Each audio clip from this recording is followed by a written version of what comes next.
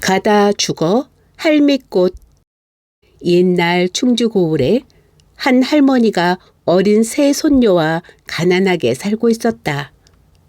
이 할머니는 젊었을 때 남편을 여의고 며느리마저 얼마 후 또 세상을 떠나 결국 남은 식구라곤 손녀 셋뿐이었다.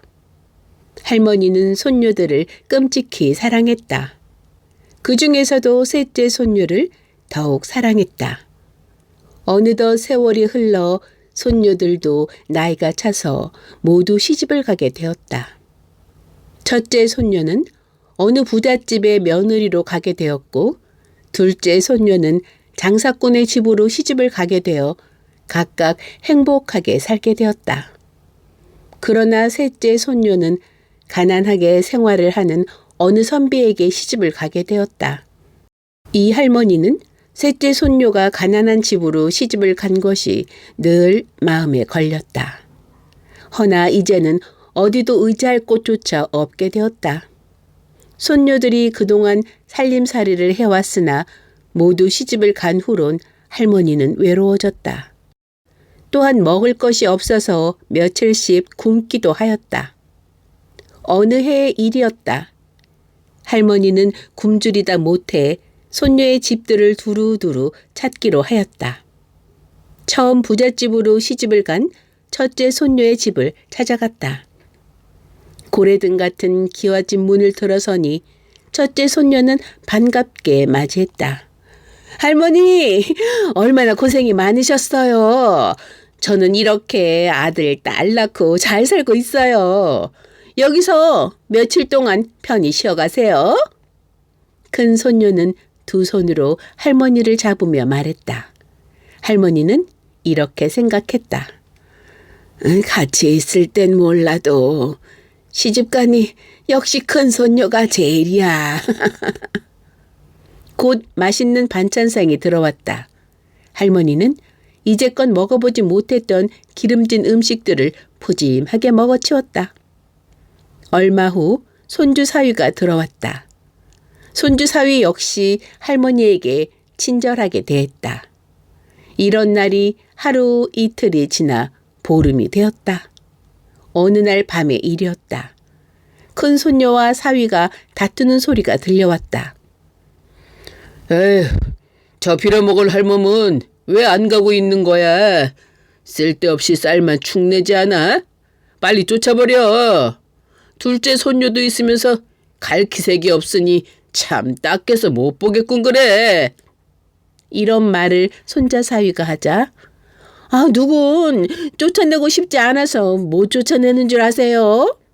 내가 어떻게 그런 말을 하란 말이에요. 당신이 나가라고 하세요. 그럼 이렇게 합시다. 앞으로는 반찬도 적게 주고 밥도 보리밥만 줍시다. 그럼 그럽시다. 할머니는 이런 소리를 듣자 그만 그곳에 더 있고 싶은 생각이 없어졌다. 그래서 할머니는 그날 밤에 몰래 그 집에서 빠져나왔다. 할머니는 손녀 내외가 괘씸했다. 또한 자신의 신세가 너무 처량하게 느껴졌다. 할머니는 그곳에서 100리나 멀리 떨어진 둘째 손녀의 집을 향해 길을 떠났다.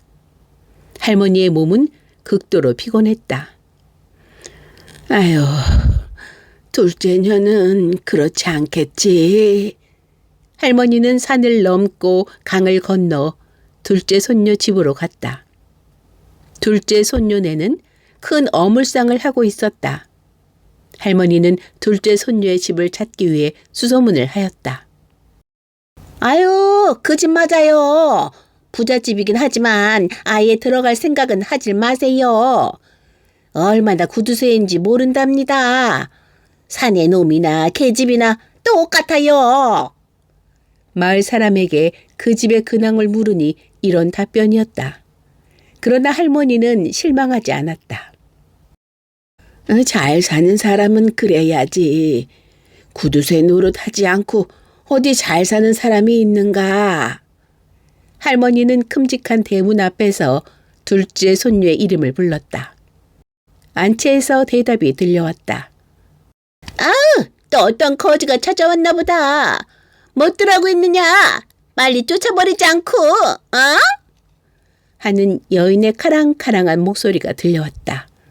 그러자 문지기가 나와서 할머니의 아래 위를 훑어보더니 여기는 그런 집이 아닙니다. 딴 집에 가서 동량을 얻으슈.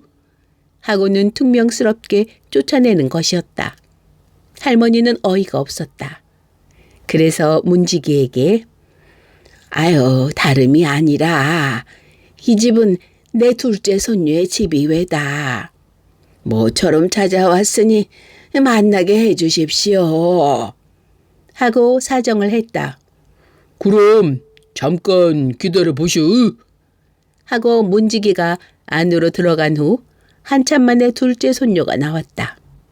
둘째 손녀는 얼굴에 잔뜩 화를 내가지고서 할머니에게 찾아오시는 것도 좋지만 옷이라도 깨끗이 입고 찾아오셔야지. 그 꼴이 뭡니까? 남들이 보면 거지인 줄 알지 않아요? 제 체면도 있고 하니 우선 안으로 들어오세요. 하며 마치 할머니를 거지 취급을 하는 것이었다. 할머니는 안채로 들어갔다. 안채라야 어느 구석진 골방으로 안내되었다. 할머니는 곰곰이 생각했다. 아유, 여기도 내가 있을 곳이 못 되는구나. 에휴, 떠나자. 하고 푸대접을 받으며 이틀을 지낸 후 할머니는 이제 세상이 싫어졌다. 그날 밤 손녀 목소리가 우연히 들려왔다. 저 할머니는 우리가 살 때 우리 집에서 밥을 해주던 할머니야. 하인에게 하는 소리였다.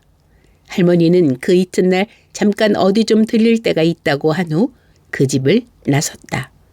이제 남은 건 셋째 손녀의 집이었다. 아휴, 셋째 손녀만큼은 그렇지 않겠지. 할머니는 셋째 손녀에게 모든 희망을 걸고 또다시 길을 떠났다. 그러나 셋째 손녀의 집은 멀기도 할 뿐 아니라 길도 험했다. 가까스로 셋째 손녀의 집이 바라보이는 언덕까지 왔다. 지금 막 그 집에선 저녁을 짓는 모양으로 한 줄기의 연기가 모락모락 오르고 있었다. 할머니는 그 집을 내려다보았다. 셋째 손녀의 집은 조그만한 초가집이었다. 이때 할머니는 너무도 피곤하여 그만 그 자리에 쓰러지고 말았다. 이미 온갖 기력이 쇠진한 할머니는 두 번 다시 일어나지 못하는 몸이 되고 말았다. 한편 아무것도 모르는 셋째 손녀는 그날 밤에 꿈을 꾸었다. 꿈에 할머니가 나타나 울면서 이놈들아, 너희들이 나를 박대해서 이렇게 나는 죽는다. 하고 말하고 할머니의 모습이 어디론지 사라졌다. 셋째 손녀는 꿈에서 깨어나자 문득 불길한 예감이 들었다. 할머니가 둘째 언니, 첫째 언니에게 구박을 받으셨다면 이제 우리 집으로 오실지 모른다. 그러니 나가서 마중을 해야지. 이렇게 생각하고 남편과 함께 그 이튿날 아침에 뒷동산으로 올라가 보니 뜻밖에도 할머니의 시체가 눈에 띄었다. 셋째 손녀는 깜짝 놀랐다. 그리고 소리쳐 울기 시작했다. 할머니! 할머니! 용서해 주세요. 할머니! 셋째 손녀 내외는 그 자리에 엎드려 서럽게 울었다. 그리고 할머니를 양지 바른 곳에 묻어들였다. 그 이듬해 봄, 할머니의 무덤 위에는 이상한 꽃 한 송이가 피어나왔다. 그 꽃은 셋째 손녀의 집을 향해서 허리가 굽어진 할머니처럼 피어 있었다. 손녀 내외는 할머니의 산소를 가꾸기 위해 산수에 올라왔다가 이 꽃을 발견했다.